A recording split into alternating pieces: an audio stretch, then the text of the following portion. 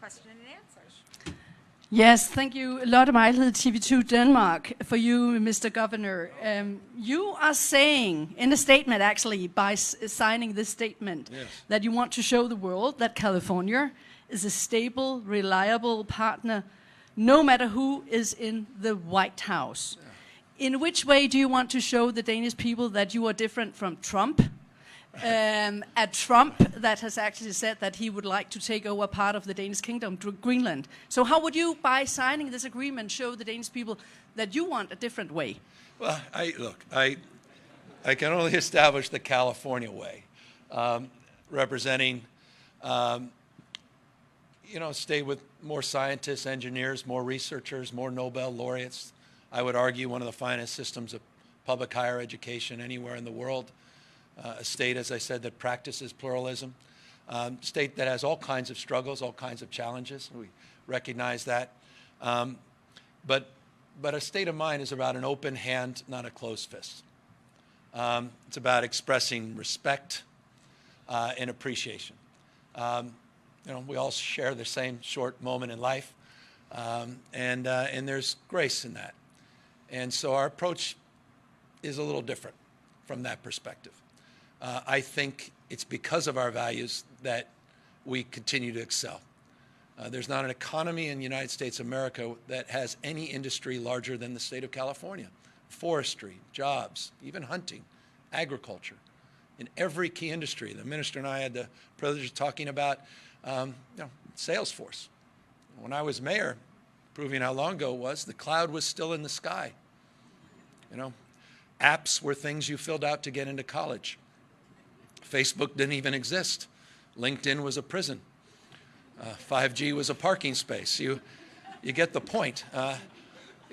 World is changing, and so our mindset is around inclusivity. Our mindset is around encouraging people from all over the world to feel like they belong. They're seen. They're heard. It's an economic strategy, and I feel like all those values are challenged at the moment. And so we just want folks to know we're many parts of the United States of America, but one body. I say this, red states, blue states, when one part suffers, we all suffer. And so we're all in this together, and I want to make that case to you, your country, to the businesses that are here, that you matter and we care. And to the extent that distinguishes our approach to the current administration, so be it. Thank you. And guess what? Also in Denmark, people are looking very closely about what is happening here politically. And they are always asking me, who is actually, lead of the resistance against Trump in the United States? So I have to ask you the question: will you be the lead Democrat candidate to run against Trump and his supporters? I don't know if you've been watching my Twitter feed. Doing what I can. Thank you.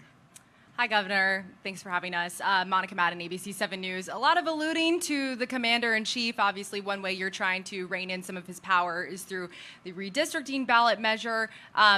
Question for you, though. We're seeing a lot of Republican resistance from that already, including former Governor Arnold Schwarzenegger, Congressman Kiley with his bill in Congress. Have you spoken to the former governor as he tries to become the gerrymandering terminator? And have you made contact with President Trump? Is there a possibility that we could get a national ceasefire on all of the gerrymandering efforts? Well, the last time I talked to Donald Trump, he federalized the National Guard. So I haven't had that opportunity. Militarize the streets of a great American city in Los Angeles. We said at the time it was a preview of things to come. What more evidence do you need than what's happening in Washington, D.C.?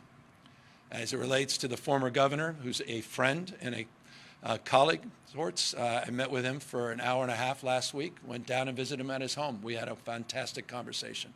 And we share many of the same values. We certainly share many of the same concerns about the current occupant in the White House.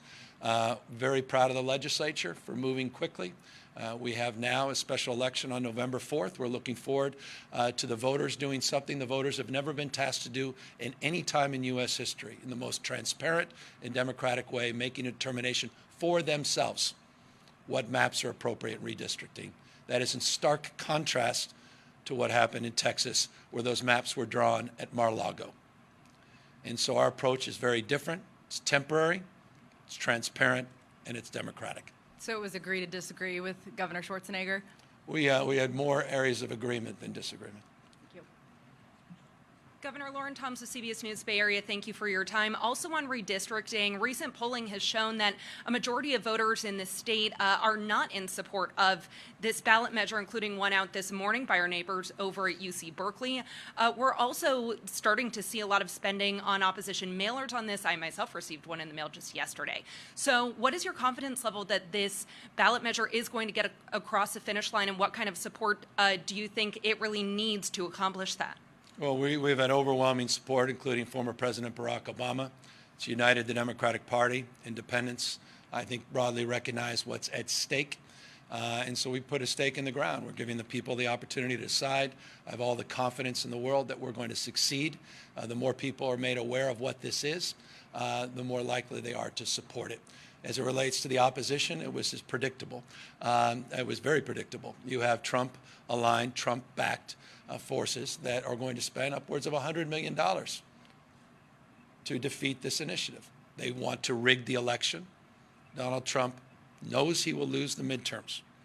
He knows he'll lose next November. Why else do you call a governor of a red state and say you're, quote unquote, entitled to 5 seats? He did his bidding. He's not just trying to rig things in Texas. He's doing it in Indiana. He's doing it in Missouri. He'll do it in Florida. We responded to what occurred. And I think the people of this state recognize what's at stake, and we're giving them that opportunity in a transparent way, and I believe we'll be successful this November. Mr. Minister, I have a question for you. No, I just once again thank everybody for being here, and thank you for the spirit that brings you here as well. And Mr. Minister, I look forward to, I did get an invitation, and I think I'm the only one in this room that hasn't had the privilege of being in Denmark, and I'm going to take advantage of your cell phone and make sure I see you when I arrive. And I'm told August, is it not? Best month. Don't go in November. August it is. Yeah, I need to be here for the election in November. Thank you very much.